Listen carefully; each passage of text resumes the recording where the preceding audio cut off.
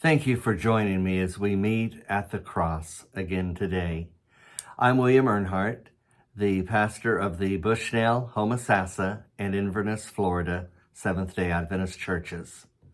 In Matthew 27, verse 46, while Jesus is on the cross being treated the way you and I deserve to be treated, so you and I can be treated the way he deserves to be treated, Jesus cries out in Matthew 27:46, my God, why have you forsaken me? Now it's interesting, Jesus had always called God his Father. In my Father's house are many mansions. I always do those things that please my Father. I and my Father are one. But when Jesus was on the cross being treated the way you and I deserve, so you and I can be treated the way he deserves, Jesus could not call God his Father. And he cried out, my God, why have you forsaken me? And he wasn't crying out, why have you forsaken me till Sunday morning? You don't forsake somebody when you leave them for half the weekend. You forsake someone when you abandon them forever. In Obadiah 1:16, it says the wicked will be, it says in Obadiah 1:16, the wicked will be as though they had never been. And what Jesus was facing on that cross was not a 6-hour pain endurance marathon. What he was facing was going into total oblivion and it being as though he had never existed. Jesus on the cross was not saving us from the death of the righteous. He was not saving us from a death that has a hope of a resurrection. We experience that death ourselves. We taste that death for ourselves. That's not the death Jesus was tasting for us. He was tasting going into total oblivion and it being as though he had never existed. In Hebrews 2:9, it says that Jesus tasted death for every man. Well, it's interesting, in the New Testament, the first death with the hope of the resurrection is always referred to as sleep. Jesus said, Lazarus is asleep. And the disciples were like, well, let him sleep, he'll get better. And Jesus goes, well, no, he's dead. But Jesus called it sleep because Jesus knew that Lazarus was going to be resurrected. In 1 Thessalonians 4, Paul says, I would not have you ignorant, brethren, concerning those who are asleep. But then talks about the resurrection. So though he was talking about those who were dead, but would be resurrected. Jesus wasn't tasting sleep for every man. Hebrews 2:9 says he tasted death for every man. Again, he was tasting going into total oblivion and it being as though he had never existed. Now, I've had people say, well, Jesus couldn't have tasted the second death. He couldn't have felt like he was going to be abandoned forever because he had faith in his Father. Well, if that's the case, then again, why is he crying out, my God, why have you forsaken me? Not only that, but his faith was not that he would save himself. If his faith was that he would save himself, then that means he had that sense of self-preservation that Lucifer had. And friends, this is a very crucial point to the entire great controversy. God is love. And love can have no sense of self, or it's not love. Because love is others first. Lucifer was all about me first. To the point to where at the cross, he was willing to kill God if it would help make him number one. By the way, when he killed God at the cross, he was doing what he wanted to do to God up in heaven. In John 8, Jesus says that Satan was a murderer from the very beginning. Well, when Lucifer said, I'll set my throne above the stars, I will be like the Most High, meaning he was going to take the throne of God. Well, in that time setting where Jesus is speaking about Lucifer being a murderer from the very beginning, the only way you got the throne was you killed the person already on it. And so when Jesus is saying that Lucifer, that Satan was a murderer from the very beginning, what he's saying is up in heaven, he had murder in his heart when he said, I'm going to take God's throne. I will kill God if that's what it takes to get him out of my way and make me number one. Satan is all about self-preservation. At the cross, we see the opposite of self-preservation. We see a Savior who was willing to do way more than experience a 6-hour pain endurance marathon.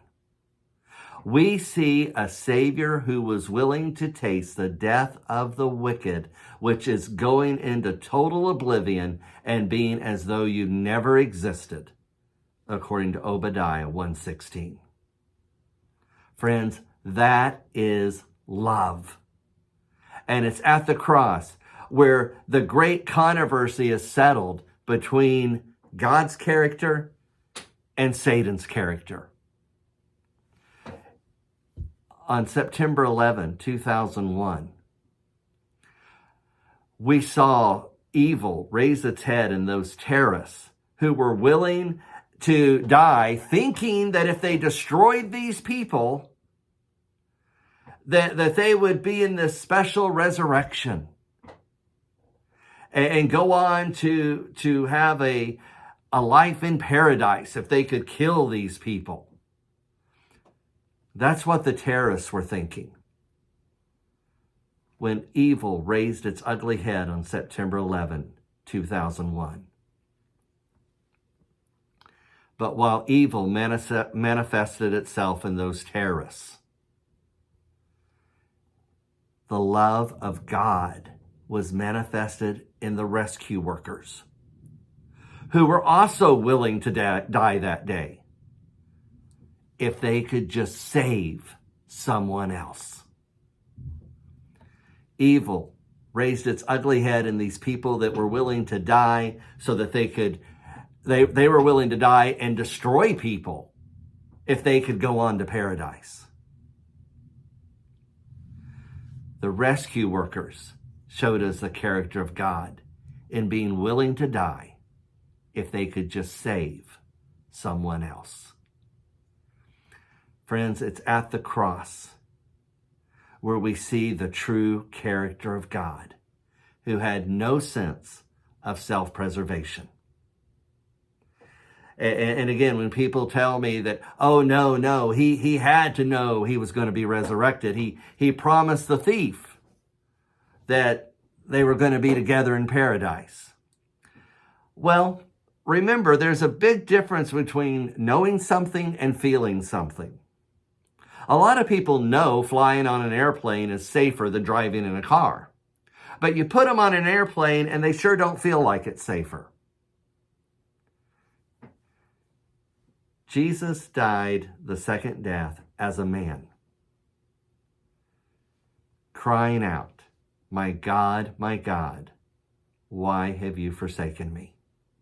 And if we're going to say that he only did that because he felt like he was going to be resurrected Sunday morning, then again, we have him with that sense of self-preservation. And not only that, but in Exodus 32:32, when Moses is pleading for a rebellious people, he tells God, if you need to, blot my name out of the book of life. Moses was willing to go into total oblivion to save his people. Are you going to tell me that Moses has more love than Jesus?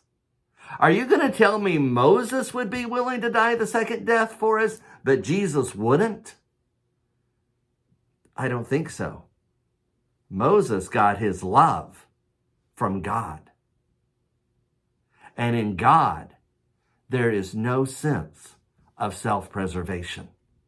The sense of self-preservation belongs to Satan.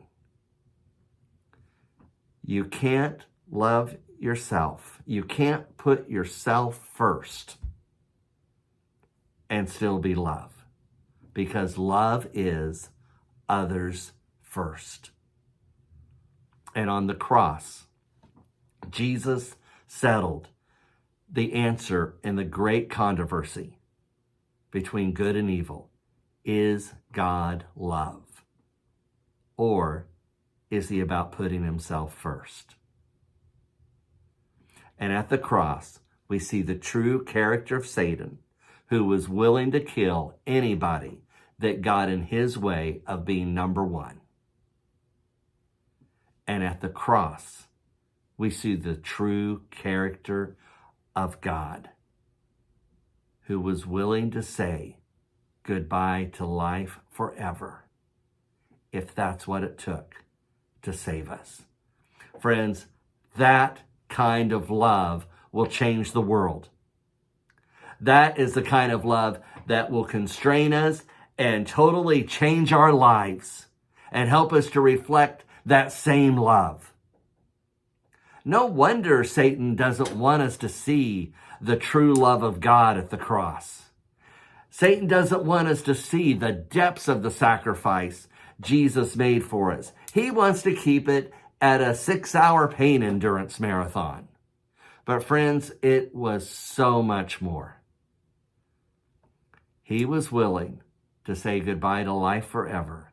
He was willing to go into total oblivion, if that's what it took to save you. Friends, God is love, and he loves you. And I know many of you that have seen previous videos over the years are saying, well, William, you talk about this all the time. I've heard this before. Yes, I have talked about it before, and I will be talking about this till the day I die, because this is the love that has totally changed my life. To know that there's a God that loved me so much, he was willing to go into total oblivion to save me, that the thought of heaven without me did not even make heaven attractive to him. And friends, heaven will not be heaven to Jesus unless you are there with him. That's why he was willing to say goodbye to life forever in order to save you and me. Because without you being in heaven, heaven was not a place to be desired by Jesus. Friends, that question in the great controversy is forever answered at the cross. God is love. Friends, let's continue to study this love. I plan to study this and talk about it throughout all eternity. Again, you've heard me talk about this before. You're going to hear me talk about this for the rest of my life, and then when we get to heaven for all eternity. This is the kind of love that changes lives. Let's stay near the cross. And let's always be studying the science of the cross and the science of God's love. And that question will be forever answered. Is God love? And we see again from the cross a loud, resounding yes. God is love. God bless you.